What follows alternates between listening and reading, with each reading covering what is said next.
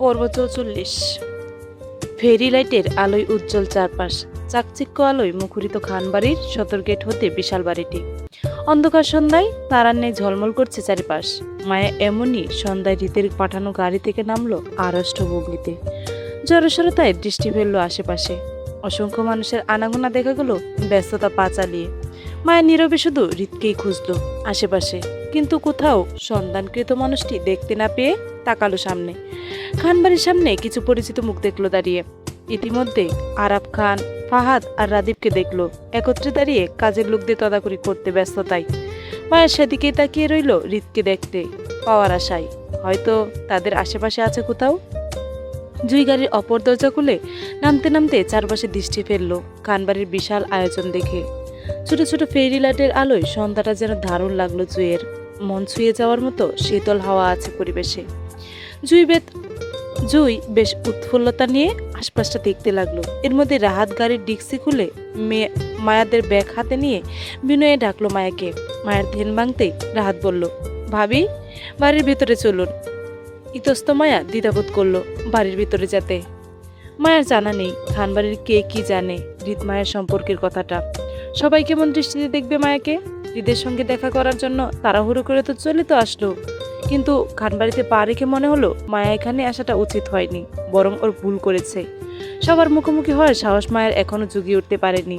খানবাড়ির ফাংশনে খান পরিবারের প্রতিটি সদস্য হতে তাদের আত্মীয় স্বজনরা পর্যন্ত উপস্থিত। সবাই যদি হৃদ মায়ের সম্পর্কের কথা জানে, তাহলে এই জন্য অবশ্যই মায়াকে নানান প্রশ্নের মুখোমুখি হতে হবে। তাছাড়া খানবাড়ির প্রতিটা পারিবারিক ফাংশনে শশীর উপস্থিতি দেখা যায়। আজকে থাকবে স্বাভাবিক। সেখানে শশী আছে, সেখানে মায়াকে কেউ সহজে মেনে নেবে না, এটাই স্বাভাবিক। তাছাড়া শশী বা মায়াকে কিভাবে মেনে নেবে তার ভালোবাসার মানুষের বউ হিসেবে? আদৌ সেটা সম্ভব হবে শশীর জন্য? হয়তো সম্ভব নয়, কিন্তু তাই বলে মায়া বা কি করার আছে এতে? মায়া তো তার প্রেমিকা নয় যে রিলেশন ব্রেকআপ করে নেবে। মায়া হৃদ খানের বিয়ে করা বউ, আর বউয়ের সাথে স্বামীর কখনো ব্রেকআপ হয় না, বরং তালাক হয়। আর এখানে মায়া বা ওর স্বামী কখনোই তালাক চায় না। তাই হয়তো কিছু হোক বা না হোক, মায়া কিছুর বিনিময়ে নিজের স্বামীকে ছাড়বে না অন্য কারোর জন্য। শশী যদি ওর স্বামীর পাস্ট হয়ে থাকে, তাহলে মায়া প্রেজেন্ট। অতীত সবসময় অতীতই হয়, অতীত কখনো বর্তমান হতে পারে না, আর না মায়া কখনো হতে দিবে। এবার যত ঝড় আসুক না কেন, মায়া সব কিছুর সাথে লড়াই করে নেবে, তারপরে ছাড়বে না। অস্বস্তিকর পরিস্থিতিতে পরে মায়া বুক ভারী হয়ে আসলো তিক্ত ভাবনায়। হুট করে মায়ের মনে হলো ওর সামনে পরিস্থিতি বেশ জটিল হয়ে যাচ্ছে। সবকিছু কেমন অন্ধকারে ঘেরা। একদিকে মায়ের পরিবার, অন্যদিকে হৃদের পরিবার, সাথে বড় বোনের সহজভাবে অশান্তির কারণটা মায়াও হতে চলেছে। তিক্ত ভাবনা, অস্বস্তিকর পরিস্থিতিতে মায়া গায়ের উন্নাটা মুঠোয় চাপলো। নীরবতা ভেঙে আবারও হৃদের সন্ধান করে রাহাতকে প্রশ্ন করে বলল, আপনার ভাই কোথা? মায়াকে কথা শেষ করতে হলো না, তার আগে রাহাত চট করে বুঝে নিল। বলল, হৃদ ভাই তো বাড়িতে নেই ভাবি, ভাই আছেন ওনার বাবার সাথে। আসলে সামনে নির্বাচন তো, তারপর আবার ভাই অনেক দিন পর চট্টগ্রামে আসলো, সেজন্য দলের সদস্যদের সাথে আলোচনায় মিটিং করছেন তিনি। মধ্যরাতে আগে ভাই বাড়িতে ফিরতে পারবে না ভাবি। মায়ের বুক ভারী কষ্টটা যেন দ্বিগুণ হলো। হৃদের আশায় এই বাড়িতে এসেছে, এখন হৃদকে না পেয়ে মায়া যেন মুহূর্তে অসহায় হয়ে পড়ল। একদিকে হৃদের পরিবার, তো অন্যদিকে সবার কঠিন কঠিন সব প্রশ্নের মুখোমুখি হতে হবে। কিভাবে কি করবে? হৃদ তো মায়ের পাশে নেই, কিভাবে জবাব দিবে মায়া? আমি এখানে এসেছি সেটা আপনার ভাই জানেন? আগের নেই রাহাতের ঝটপট উত্তর আসলো তক্ষণি। কি বলেন ভাবি, ভাই জানবেন না আপনি এসেছেন সেটা? ভাই তো আমাকে দিয়ে গাড়ি পাঠালো আপনাকে এখানে নিয়ে আসতে। ভাই বাসায় ফিরে যেন আপনাকে দেখে, সেজন্য। অস্বস্তি মায়া ছোট করে উত্তর করলো রাহাতকে। ও জি ভাবি, চলুন। মায়ের সামনে হাঁটতে গিয়েও থেমে যাই। পিছন পরে ইতস্ততায় রাহাতকে বলল, সবাইকে আমার উপর রেগে আছে রাহাত ভাই? মায়ের কথাটা প্রথমে বুঝতে না পেরে খানিকটা অবাক সরিয়ে মায়াকে শুধিয়ে রাহাত বলল, সবাই আপনার উপর কেন রাগ করবেন ভাবি? কিসের জন্য? রাহাতের প্রশ্নে মায়া অস্বস্তিতা দ্বিগুণ হলো। এলোমেলো দৃষ্টি এদিক সেদিক ঘুরাতে গিয়ে জুইয়ের সাথে চোখাচোখি হলো। জুই মায়ের কথায় ওর দিকে কৌতূহল দৃষ্টিতে তাকিয়ে। আপাতত সেও রাহাতের মতো জানতে চায়, খানবাড়ির সবাই কেন মায়ের উপর রাগ করে থাকবে, কিসের জন্য? মায়ের নিজের অপরাধী দৃষ্টি জুইয়ের থেকে সরিয়ে তাকালো রাহাতের দিকে।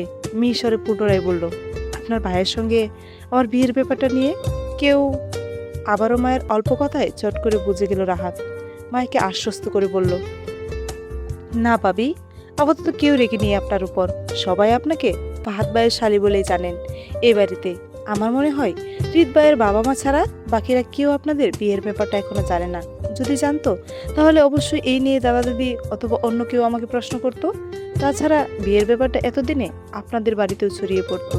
যেহেতু এসব কিছুই হয়নি, তার মানে এখনো কেউ জানেই না হৃদ ভাইয়ের বিয়ের ব্যাপারটা নিয়ে। আপনি নিশ্চিন্তে থাকুন ভাবি, এসব বিষয়ে আপনাকে টেনশন করতে হবে না। ভাই আছেন, তিনি দেখবেন সবটা।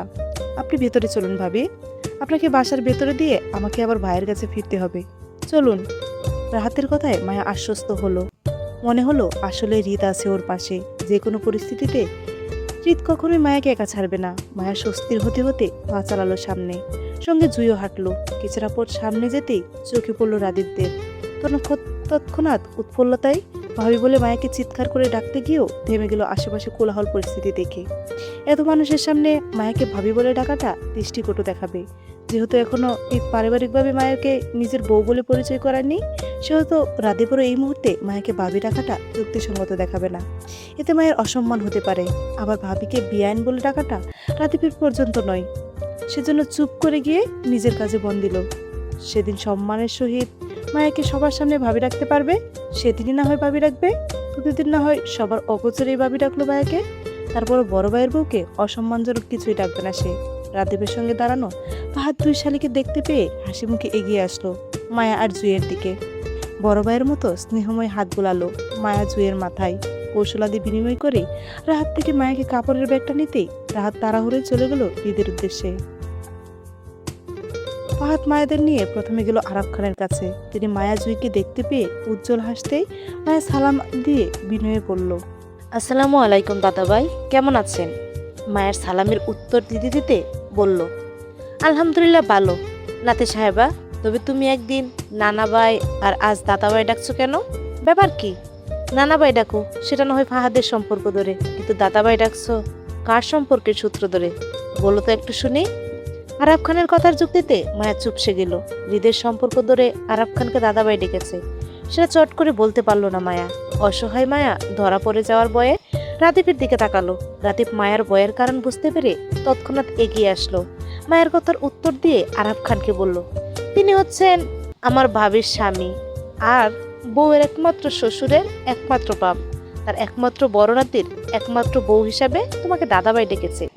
তাই মায়া, রাদীপের সম্পর্কের মারপেচ আরাফ খানের মাথায় ঢুকলো না, আর না ঢুকলো মায়ার মাথায়। তারপরও রাদীপের কথায় মায়া কেমন বোকার মতন মাথা খাত করে সম্মতি দিল।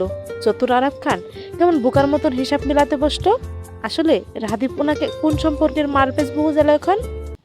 ফাহাদ যখন একইভাবে হাসছিল তখন রাদীপ তাড়া দিয়ে বলল, ফাহাদ ভাই, তুমি ওনাদের বাসার ভিতর নিয়ে যাও, এদিকটায় পুরুষ মানুষ বেশি।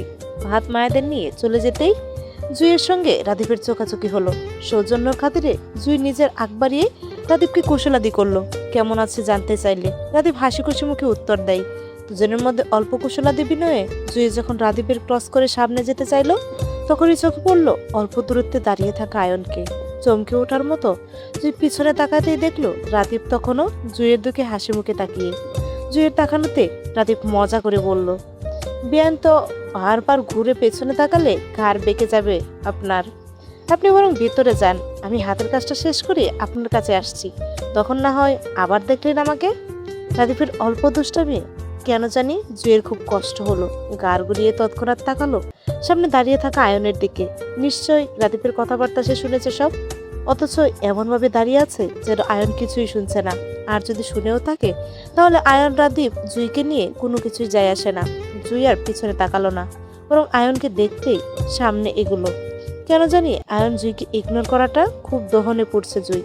যদিও জুই চেয়েছিল আয়ন জুইয়ের থেকে দূরত্বে থাকুক, কিন্তু আজ কেন জানি আয়নের দূরত্বটা স্বাভাবিকের নেই মেনে নিতে পারছে না জুই। জুইয়ের মনে হচ্ছে আবার আগের মতো হয়ে যাক দুজনের সম্পর্কটা। আয়নের সঙ্গে রাতভর কথা হোক জুইয়ের। আচ্ছা, জুইকে আয়নের সঙ্গে একবার কথা বলে দেখবে? একটু কুশলাদি বিনিময় করলে বন্ধ হয় না? ধীর স্থির চিন্তা ভাবনায় জুই আয়নের বরবার হতেই প্রথমে আস্তে করে সালাম দিতে চেয়ে বলল, জুই আসসালামু।